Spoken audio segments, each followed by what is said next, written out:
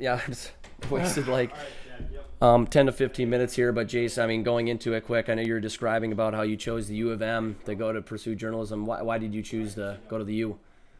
Yeah, it was one of those things where I grew up just in western Wisconsin, like 45 minutes away from the U. Mm-hmm. I always wanted to, love newspapers, wanted to get into that, and then it kind of lined up. Like I was a golfer fan, so I looked at the U in a highlight anyway, and then it lined up that they had a solid journalism program, and it just made a lot of sense, like proximity and a decent major in that I wanted to get into, and I don't know, it all just kind of lined up perfectly for me. So it seemed like a pretty simple fit, I guess. Yeah. Did you pursue doing any sport in particular like after, or did you want to more so focus on basketball? I know you do cover some Viking stuff as well, but was there like a specific sport you wanted to get into, or like really anything that you could get your hands on? Yeah, pretty much anything. I covered a lot of different stuff at the U. Was getting get interested in just about anything. Like when I was at the U, I did like a national lacrosse league internship where I did Oh, some stuff nice. with the Minnesota Swarm before they moved to Georgia. So Right. like pretty much anything you can get your hands on. Like it's tough to be too picky. And like fresh out of college, I went and worked at a community paper where you cover high school, anything. Basketball has always been one of my favorite sports. Definitely one of my favorite things to attend and watch and everything. But man, not picky at all. Basketball, football, baseball, all of it kind of fits into my major areas of interest. But yeah, just kind of landed on basketball and enjoyed it ever since. But as far as being picky, no, I would have taken just about anything. What what are your so if you're not picky, what are your thoughts on the Vikings draft then? You know, they fit a lot of needs, right? And that's kind of all you're really looking to do. Yeah. You know, addressing corner, taking a tackle. I do think that it's probably they didn't get like a ready-made offensive tackle, which I think can be Right. when you look at what like are they trying to win right now? Are they not trying to win right now? Mhm. Are they okay? Kind of maybe having a year where the guys kind of fill in.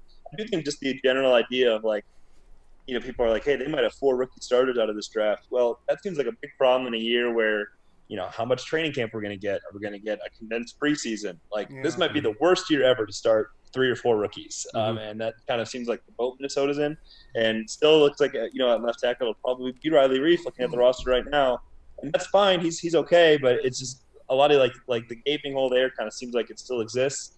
So I think they had a good draft. I think it'll be a good draft. 3 years from now, you'll be like, wow, that was a really good draft for Minnesota. I don't think it fixed immediate problems. Yeah, exactly. I mean, and going off more on the Vikings, I mean, do you think that the Diggs trade was warranted? Do you think it needed to happen, or just because of his attitude, or do you think it was just it's going to really bite them? Yeah, and I kind of get like, do you want the dramatics during the season and everything? Do you want a guy who, wants to be there and is fully committed to what you were doing? I think, like in the NFL, I see warrant to that, especially with such a big locker room. How many different personalities can you have? And you want guys who are fully committed into the same thing and buying into what you're doing. But, man, that's a pretty big talent that you're letting go. Hmm. And he created the kind of separation that Kirk Cousins really seems to kind of Right. thrive with. Sure. Kirk's not somebody who likes to throw into contested situations. Stephon Diggs is the guy who creates the separation who kind of, I don't know, kind of seems like it eases a lot of things on Cousins. So I don't know. I think we'll kind of have to see how that plays out because I don't see Justin Jefferson coming in and instantly being Stephon Diggs. So we'll No. see what kind of impact that has on the offense. I understand it, and I understand salary cap wise that it pays off a little bit too. But I do think that it can kind of reset their offense back a little bit, at least for now. I gotta ask you. So, is there any turf wars between the other newspaper in town Like Star with you Tribune? two? Yeah. Yeah.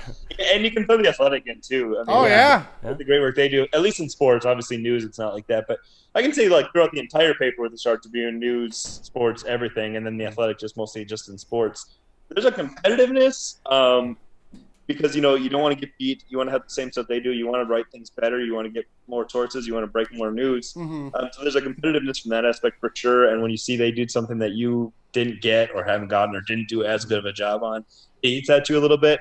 But I can also say like the people that cover oftentimes this isn't the case on every beat, but usually it's like the people that you're covering beats with, like on the Timberwolves, John Krasinski, Chris Hine, Dane Moore, even from zone coverage, like those are guys you spend so much time with that they become friends of yours, and you have similar interests. So they become people that like you root for in life, and you like them, and you find out about their families and all this stuff. So like they're good friends of yours, but it definitely kills you when they do something better than you or they get a scoop on you. Yeah. And in general, like if the Star Tribune beats us on a story that's not even on my beat, I hate them for it.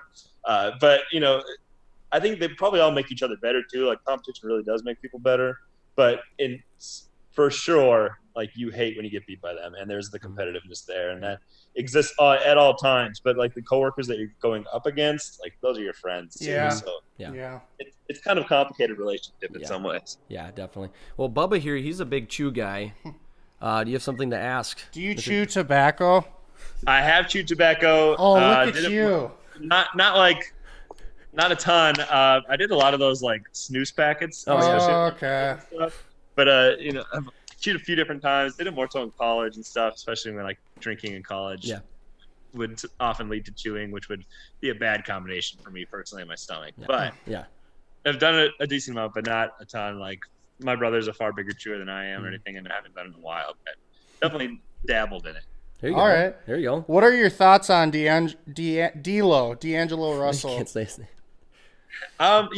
Man, like even watching him in person, like he is a really gifted scorer. He's really talented. I can see a team looking at him and saying, like, I really do think Gerson Rosas looks at him and it's like, that guy can be like our James Harden. And I see that. I understand that because of the different things he can do with the ball, the ways he can get others involved, the way he can create his own shot and the range he has. Like, he opens up an offense a lot. The only questions I ever have with, like, fit-wise is he and Malik Beasley, is that a good enough defensive backcourt? Can Russell and Karl-Anthony Towns can your two best players be guys who are not, I don't know if committed is the right word, but they're just not good defenders, and it often does look like they're not totally committed to that end. D'Lo especially does not look like he's always committed to that end of the court. And I think you can easily have one guy on the court who's like that. I just question if you can have two. So I think maybe it might be up to like Karl-Anthony Towns to develop himself into a good interior defender who can be versatile. Nope. I think he cut out. Can you hear us, Jace? I think we lost him here for a second. Oh, there we go. Here we go, Perfect. Jace. We got you. Okay, Cut sorry. out for a second. Yeah, Yep. Yeah, so I think Russell is a really nice fit offensively next to Towns. Defensively, I think we'll have to wait and see. That's kind of my thoughts. Sure. It's just a waiting game to really see if Timberwolves can really turn the corner and he can be that helpful asset to it. Yeah. Well, no, we want to move on to a little bit of Timberwolves trivia. I know we mentioned this to you before we went live. To really see if you know your stuff. We're really keeping you accountable. I might get buried here. No, honestly, like That's all right. no worries. There's Get buried alive every day. Yeah. So. Okay. That's pretty dark. All right. So most of them are pretty easy. Some might be a little hard. We'll try to get through these. I have 8 questions, so we should be able to get through them here. Number 1. This should be pretty easy. Where did the Timberwolves play prior to moving into the Target Center? The Metrodome. You're correct. Thank you. Ding, ding, You're ding. correct. You can ask the second one. Why not? Okay, sure. Why not? I'm illiterate, but I can. What year did the Timberwolves host the NBA All-Star Game? Oh man, I have like the 92. Oh, just short. Short 2 years, 1994. But you're close. I feel like a lot of It was people really in the just Target Center area. That's all I had. Yeah, no, you're good. All right, number 3. Which high-strung, headband-wearing cocky jerk did the Timberwolves draft in the early 1990s? Headband wearing. Christian Laettner. Yes, correct. Ding, Ding, ding, ding, ding, ding, ding. Okay, I guess he can be nice, but I mean, he had He had a personality. In the Timberwolves' 30 seasons, how many times have they made the playoffs? Years in a row did they make it, man? Yeah, they made it. Yeah. First year is 97, 99. 9 times? Yes. Oh, you're correct, Wow, man. look Oh, at nice. this I just had to guy. figure out what year they first made it through 2004 plus 1. Yeah, exactly. this This guy, guy, man. Little knows his math. stuff.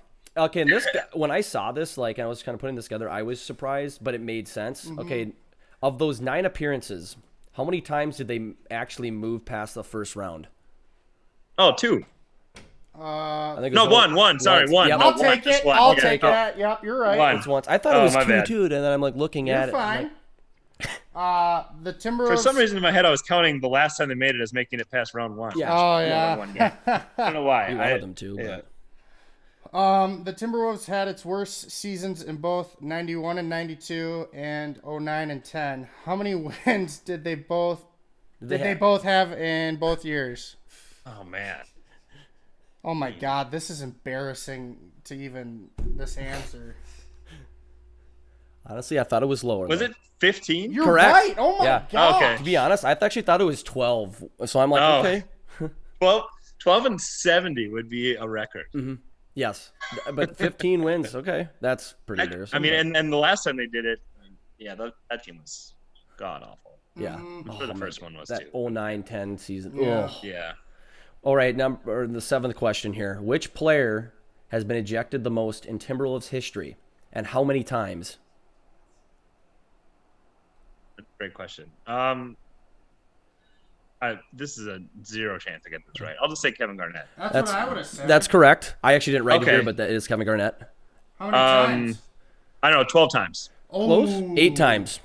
A little Okay. under. Yeah. Or a little over. I thought he was more of a hothead. That's Yeah. all right. No, I would have guessed more than 8 or more than 10 at least. Who was the last member of the original Timberwolves franchise team to leave? This is the last one. This is tough, I feel like. Oh. Yeah. Who Richardson? Nope. Nope. But I wouldn't have got it. It was Doug West. Oh, yeah. No chance. Yeah. I don't even know who was on the first team. Yeah. I have no idea. I don't all right. either. All right, moving in quickly while we're running lower on time here. We want to move into our Sure. signature segment here called Rapid Fire. Where we Yeah, ask I'll you do some- this, Jake. You, You do you the could do it. clock. But anyway, we're going to put a minute on the clock. I mean, it doesn't exactly have to be a minute. Sure. But we're going to ask you some crazy would you rather hypothetical questions. Bubba's going to take over and ask you them. This is what I was born for. Yeah, Oh, let's do it. perfect then. You're ready. All right. Here we go. Would you rather spend the rest of your life blind or in an Olive Garden? Olive Garden. I love Olive Garden. I love your answer. If you were given an all expenses paid trip to Cleveland, would you take it? Sure. I don't like that answer. Do you call it hot dish or casserole in your terminology? Oh, hot dish. Yeah, 1,000 you're right. times You're out of right. 1,000. Yeah. If a movie was made about your life, who would play you? Jonah Hill. Oh, yeah. I see it. That'd be awesome. Would you rather have a head the size of a tennis ball or the size of a watermelon? Honestly, I think if you just inverted a watermelon, it looked like my head anyway, so I'll go with Yeah, I that. feel you on that. I got a big head too. Minneapolis or St. Paul? St. Paul, come on. Are you serious? I love that answer. In self-defense, how many fifth graders could you fend off at one time? Like 2 Oh, tops. I don't like that answer though. They start kicking you in the back of the legs. Like, come on, you don't have a chance. They really could knock you down. Would you rather wear a shirt that's kind of itchy all the time or a pair of shoes with small pebbles in it? I'll take the pebbles in the shoes. I feel you on that. I hate itching. Yeah, I me grew up with too. too much sunburn. Itching just bothers me. Oh, that's Yeah, the I'm a wor- ginger, You know, so that's I the worst. sunburn Yeah, like a same mofo. here. Like, Yeah, but just- gingers, baby. What's more realistic, ghost or aliens? Aliens, they exist for sure. Come on, ghosts are real too. If you have one sport to watch for the rest of your life, what is it? Probably basketball. Okay, I feel you. That's about it for the rapid fire, sir. Jake? Yeah. I love football, but we've never had it year round, so how would I know? Like, we Well, have like maybe 9 we months of should have- basketball. Yeah, I mean, yeah. We should advocate for it. We should sign up, start a pension for it, as he would call it. Yeah.